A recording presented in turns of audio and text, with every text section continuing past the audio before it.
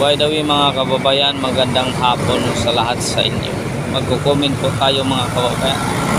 Wala pang mga kababayan, nawagan ako kung sino man yung may excess blessing dyan. I have opened your door to share your blessings. So hanggat ngayon wala pa nagko-comment kung talaga ba sila ay magdo-donate. Kahit magkaano, tatanggapin natin para ma-enjoy lang natin ating mga kababayan, mga kabataan, mga kababayan. Pero kung wala naman, okay lang yan mga kababayan. So konti lang maimbita natin. Konti-konti lang ating maimbita. Kasi konti lang ating budget. Pili yung budget ko 1,000 pesos. Mga kababayan sa mga kabataan. Magluluto lang ako siguro ng hotcake dyan para tapos juice. Okay na yun mga kababayan. Mapasaya lang natin mga kabayan, party-party. Bigyan natin sila ng party-party. Okay lang yun sa akin. Maliit lang aking budget. So kung may puso kayo na handang tumulong, so PM nyo lang ako. By the way mga kabayan, magko-comment po tayo ngayon. Napakagulo na ng Maynila mga kababayan. Napakagulo na. And then kung hindi ka pa subscribe sa aking channel, pa-subscribe naman, pa-like and share sa ating munting channel mga kabayan. Pa-like and share ang ating munting channel. God is good. All the time God is good. Pitching your kaninyo. By the way mga kabayan, magkukunin tayo. Napakagulo na ng Maynila mga kababayan. Kasi nandoon ang pinakamaraming buaya. Nandoon ang pinakamalaking buaya. Naghihintay doon mga kababayan. Mga malaking buhaya. Ngayon, ito sa Franz Castro. Nagsa-site on contempt sa isang abogada na siya ay isang convicted. Talaga itong kamera puno na ng kasinungalingan. Wala ng integrity ito. Paano mo masabi na wala ng integridad? Tingnan mo, may speaker, may kaso. Yung ibang congressman dyan, may convicted na.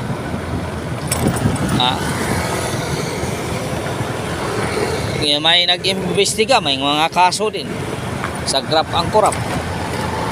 Hanggat ngayon, hinihiring pa, wala pang resulta. Bakit napakabagal ang isang justisya sa ating bansa mga kabayan kapag isang politiko masangkot?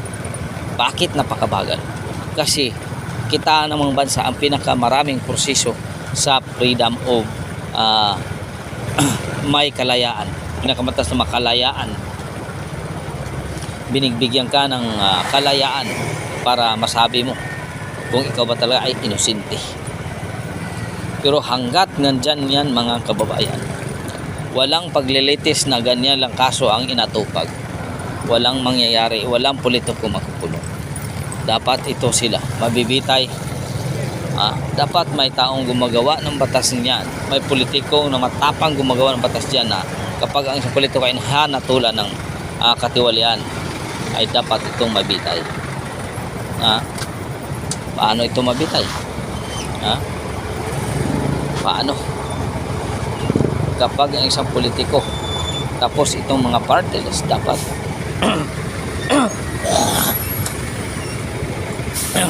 titingnan ito nila mga kabayan. Itong mga party list dapat titingnan ito kung ito ba ay para sa tao, kung ito ba ay para sa mga personal interest nila. Dapat hindi nito bigyan, di ba? Bakit binibigyan pa nila ng pansin ng ganyang klaseng mga party list na may mga labag sa batas ang ginagawa nila? Sila ay front page lang. Sila ay frontliner lang. Para ibig sabihin sila ay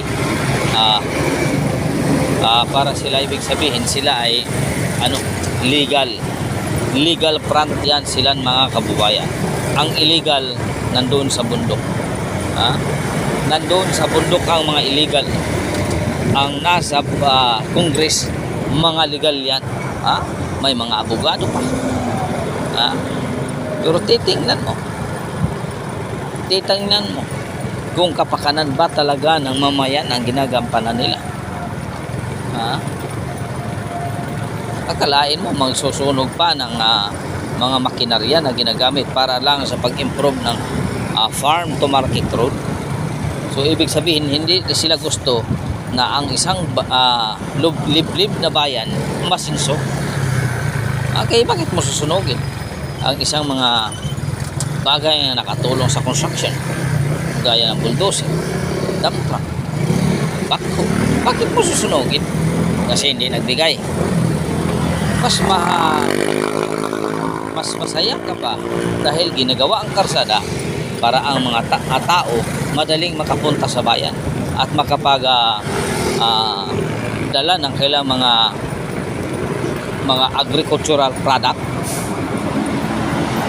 Pero mali talaga, mali. Kaya walang masinso ang ating bansa kasi nandyan si Congressman Protector. Bawat project mayroong cut. Paano yan? Nandyan si Kapitan, nandyan si Mayor. Ang aabot talaga ng project yan, mga kababayan, wala na. Pag eleksyon, bibilhin sa iyo, may budget. Ilang milyon ang budget. May bawat tao pa tag 4,000, 7,000 bawat isa. Pira ng taong bayan pinagbili.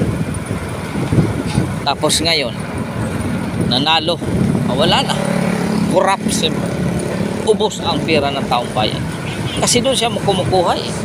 Kung bili ka ng boto mo ng worth of 7,000, 5,000 bawat isa.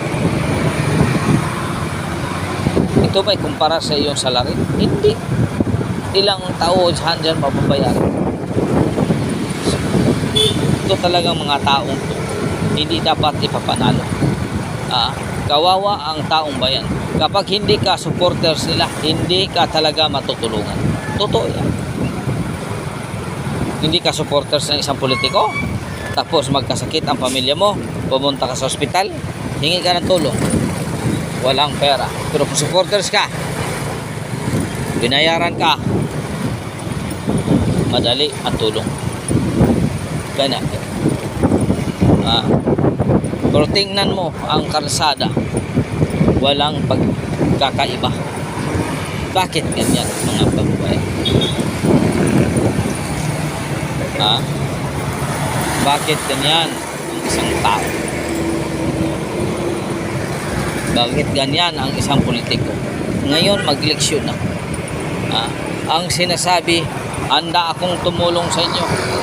Pero hindi naman pera ang itutulong mo, hindi pera mo. Handa akong tumulong. Anong may tulong mo? Walang politiko na tumakbo na hindi